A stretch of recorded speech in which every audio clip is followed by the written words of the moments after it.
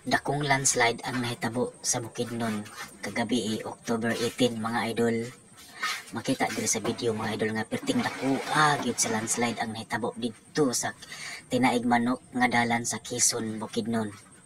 Dunay mga truck pikas-pikas nga side, dunay gikag Bukidnon padulong sa Davao pero di sila katabok. Ug dunay pa gikag Davao motabok sa Bukidnon ug Cagayan nga dili sila makatabok kay lagi ang karsada naguba, dako nga landslide mga idol.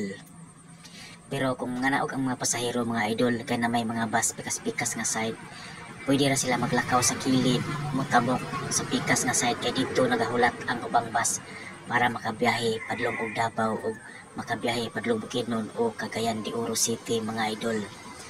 Grabing hitabuan mga idol, dako kayong pagkaguba sa karsada mga idol. Munang kamo amping gid mo sa imong mga biyahe ha mga idol.